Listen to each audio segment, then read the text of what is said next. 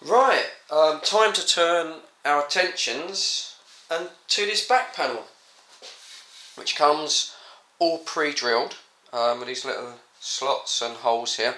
I don't know if that's going to be enough ventilation actually. I don't know until I run the machine. I don't know quite how it's going to run. For now, we'll just have to go with it. So I need to offer this up round the back. I need to cut out a section for the amplifier and also a section for the power lead. So that might determine which way up it goes. Might be better to have these slots at the bottom and these ones at the top. Don't know yet. Another thing that's got to be considered is I've got a couple of sort of aluminium handles here, or aluminium if you're watching in the United States. We call it aluminium, but whatever. And yeah, obviously, you know, because the cabinet is surprisingly heavy. It's pretty much almost a two-man lift, to be honest. I know I'm not a big fella, but it is, you know, it's enough to pull you back. So these are going to have to go on the bottom at some point.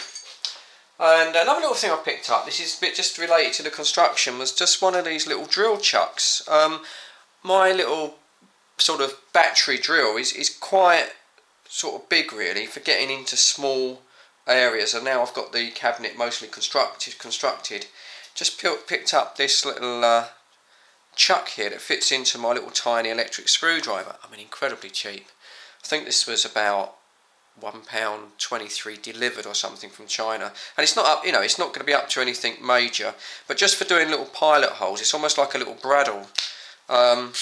You know, it's perfect really, just for sort of getting in there. And so yeah, another little thing. Right, okay, we're going to turn the cabinet round. I have tidied up some of the wiring, and we're going to offer this panel up, which in itself is quite heavy, and we're going to make a decision which way up it's going to go. Just a little update on the back. I can't remember what I showed you now. It's a different day for me, but we've managed to secure the little choke or transformer, if you like, for Sean's Marquee light, and that's sort of got on there quite nicely.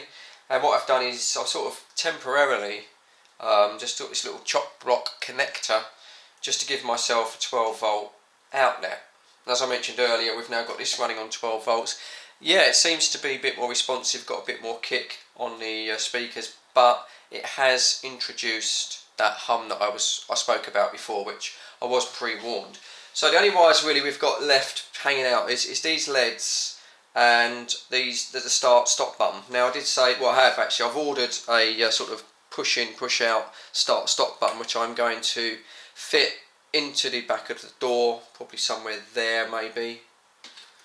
Yeah, I think so, I think maybe there. And I was going to fit another switch for the LEDs on the Marquee, but then of course I realised that comes with, excuse me,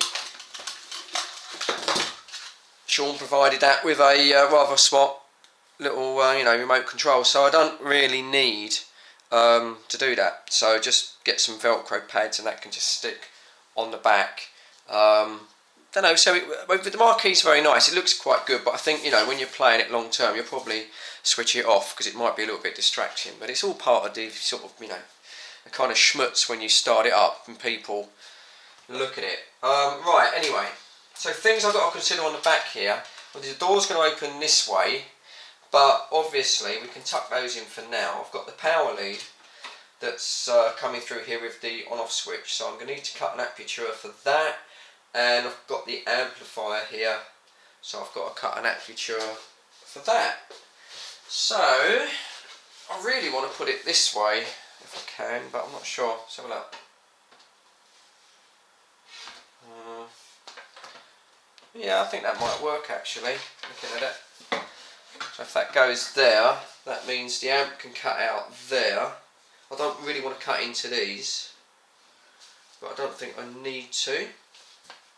And then need to just work out a little kind of sort of almost a mouse trap hole there, which will of course cover the power supply. It would have been nice to have done an integral electrical supply to the PSU, but of course you know there just isn't really the room in this cabinet. It's surprisingly compact, What else can no, I've decided just to leave those pieces of wood in there because I've screwed the monitor down now, and it's actually gone in quite secure. So in the end, I just decided to leave those. Could run a little bit of silicone on just to hold it, but it's not going to go anywhere. I don't intend to drop this, God forbid. So right, okay. So I just need to do a little bit of pencil work and whip this outside. Cut it as carefully as I can on a jigsaw. My woodwork skills are poor. You know, you've seen my woodwork skills. Really trying to take my time. It is 18mm as well. Yeah, it's quite hard to cut through with a jigsaw, as I found out when I've done these. But I've got to try and do my best. And then fit those massive hinges that I bought by mistake on eBay. But do you know what? Having felt the weight of this, I don't think they're going to be too far off the job. So that you won't see. I want to show you that outside. So I'm going to go ahead and do that. So hopefully when I start the camera again, I'll have all that worked out. Right, here we go. It's not pretty, is it? Oh, my woodworking skills. But you know, look, I'm a guy with a cheap jigsaw. Yeah, that you know, I'm threading the shed. I'm in the shed, guys. I'm not. Don't ever ask me, to come round and fit your kitchen. Just done, all right? But anyway, look, as you can see, I've cut out 2 holes. I've gone at it with a jigsaw. Not probably the most elegant solution. However, in fairness, it does, it does work. Oh, shit. That didn't sound too good. Got to watch that. So, yeah, maybe I should have just trimmed these chassis rails here slightly because I cut it to size and it wouldn't fit. And what the hell, I just went at it with a jigsaw. Yeah, I know. But anyway, I'm a bloke in a shed, not a woodworking shed. So, yeah, that works. Now the power supply, I can get into the power supply there. Got the on-off switch. Simply disconnect that if I want to open the door. And that's it. I need to get a couple of magnetic catches there and some kind of a handle there.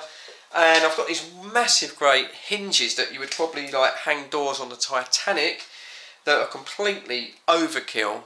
But one of those things on eBay, I said right at the beginning of the video, you kind of lose track of scale, especially on a Saturday night after a few glasses of wine. Oh yeah, I'll buy those hinges. Do you know what I mean? Well, I did.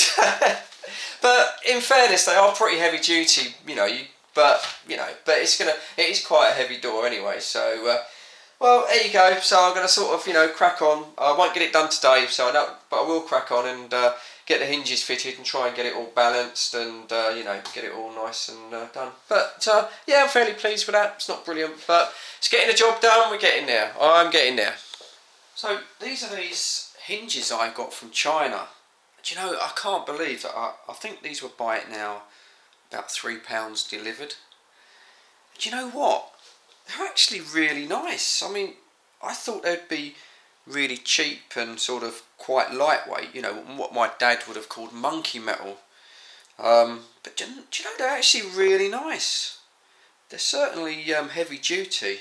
They've got quite a nice sort of dampened, greased feel. It's amazing, isn't it? I mean, no wonder China's supposedly going broke with the steel so cheap and that out there. But how they can sort of produce something like this, which is easily be sort of £10, probably about $13–14, here in the UK. But so right, just got to figure out how these are going to fit onto the cabinet now. I'm sure they will go on. I'm thinking they're going to sort of fit, I guess somehow. Heavy. They're really heavy duty, aren't they? I'm going to use them though if I can. Imagine they'll go like that, I suppose. And the door will open. The door will be mounted on there. That'll fit. That should fit quite nicely actually on there. It's going to mean that I'm going to have to sort of channel these jute hinges into the actual sort of door itself. I don't really want to start cutting into that. And sort of one there and one there. It's certainly not. It's not going to fall off, is it? That's for sure. God, it's quite complete overkill, massively over-engineered, which is it's quite how I like to do things. It's not going to break. And even they include the screws as well. I don't suppose these are particularly good, but yeah, I might use them or I might see if I've got some smaller ones. So that's the sort of job that I've got to do now with my very limited woodwork skills. Can't say I'm looking forward to it, but we've got to work out how we can get that hinge in there. So yeah, I can either channel out there, or I'd have to basically cut the door down. Yeah, that means cutting a complete long section. You know, you've seen my woodworking skills. They're bloody terrible. Honestly, no. So I think it'd be easier to probably sort of channel in there with a little sort of multi-tool or something like that. So yeah, that's what we're going to be getting on with. Just had a knock at the door, and look, can you see that?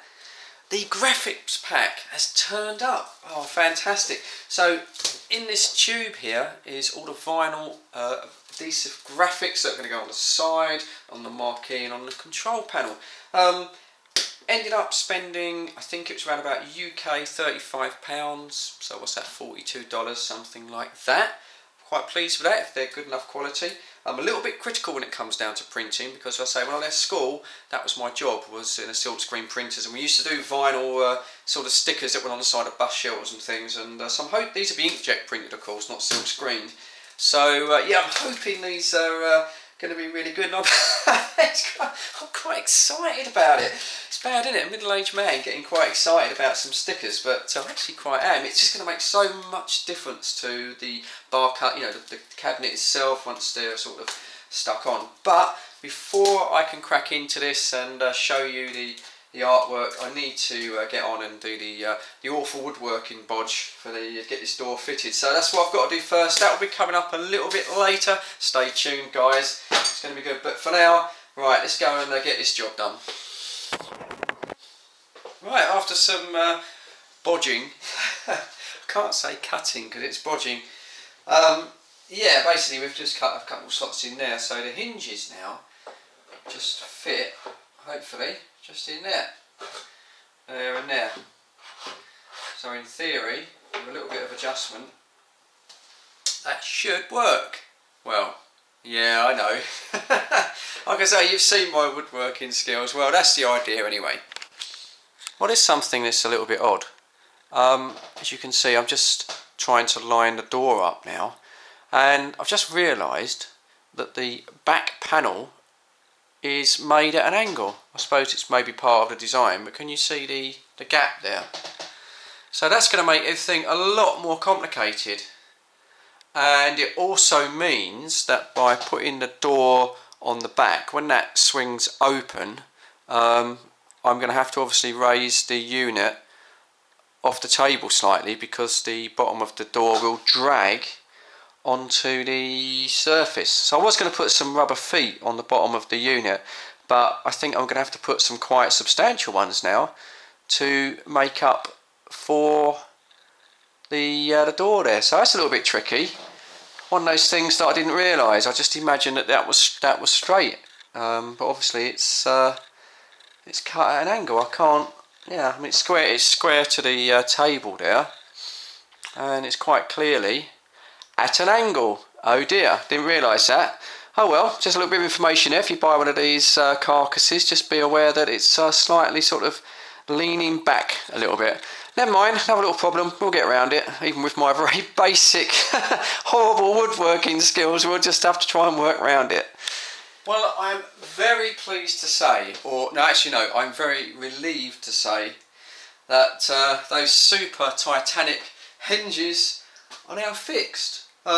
Yeah, we've got a door that swings open and closes. Was it to say, the fact this is slightly tilted, that did make the whole thing a lot more complicated than it should be, because the door will now catch if it's not slightly off the ground. But there you go. I'm glad that's out of the way. I've ordered a couple of those little magnetic sort of door catches, you know, like you get on wardrobes and things. So just put probably one there, maybe just to hold it closed. But yeah, it works really well. I mean, it's an overkill, isn't it? Those big hinges, I know, you know. But I was going to, once I bought them, I was going to use them. And now it's got a quite nice feel to it. So yeah, I might just, once the catch is on, I might just need a sort of a handle there or something to release it. And then whilst talking of handles, before we can even think about putting on graphics and vinyl, I've got these little handles here, which came from, once again, from eBay, and they need to go on the sides there, because I know I keep banging on about it, but this thing is actually pretty heavy. In fact, what I'll probably do, if I remember, and forgive me if I forget, but I'll try and weigh it when it's actually finished, you know, with all the plexi screen perspex and everything, and I think you'll be quite surprised how heavy it actually is. It's certainly going to be, I think, a two-man lift, you know, one either side. It's not something that you want to sort of chuck about too much. But anyway, right, that's that. I'm glad I've got that. I'm glad that's out of the way. And yeah, I'm going to have a bit of lunch now, and then I'll show you the vinyls, which I'm very, very looking forward to myself. Hopefully I'm going to be pleased. But yeah, that'll be coming up in just a sec. Let's have a look at these vinyl graphics.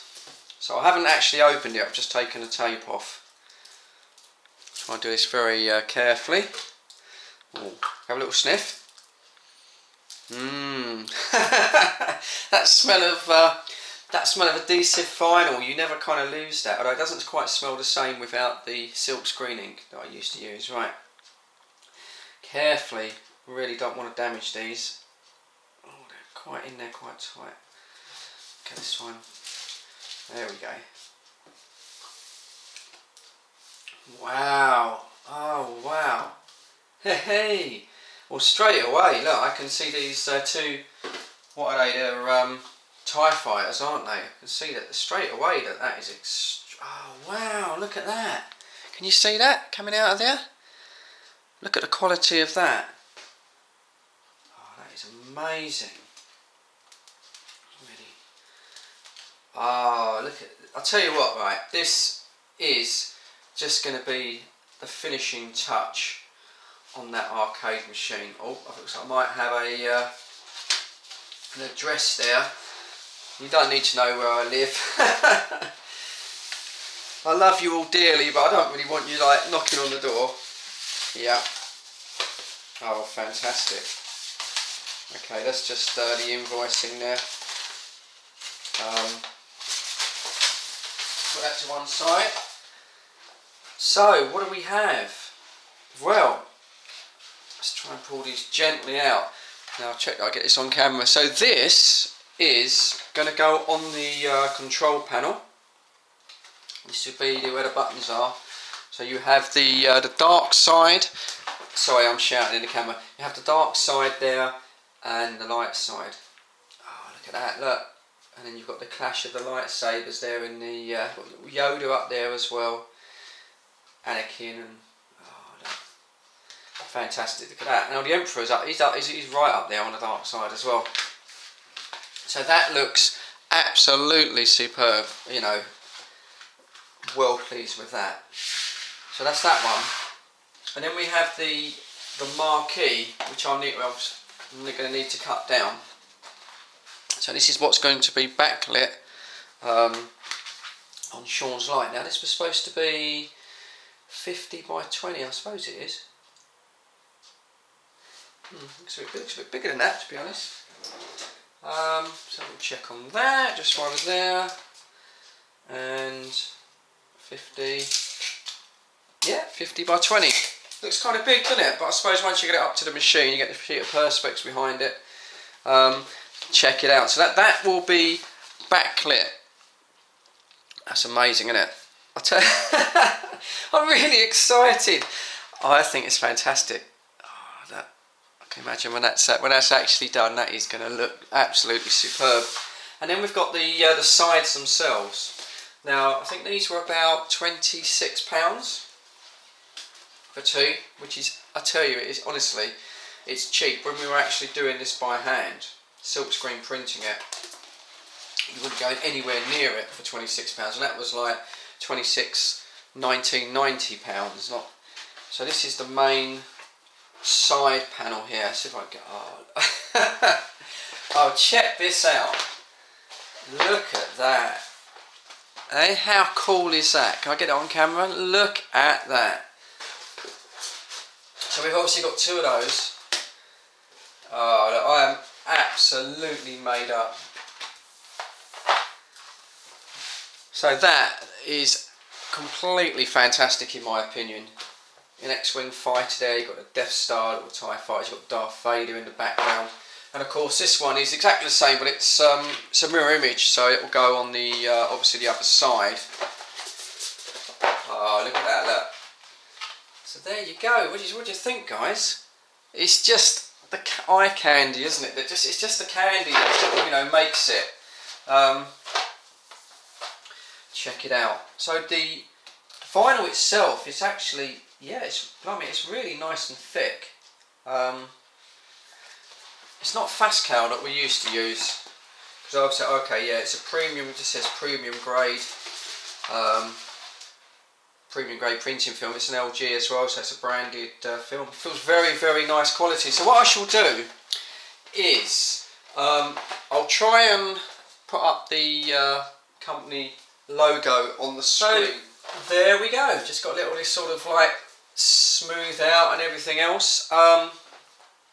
Yeah, I suppose to be honest, I'm sort of ready now to go ahead and fit this on the machine. Obviously, once I've got this on the machine, need to be extremely careful. Obviously, once I can't damage it once it's on there.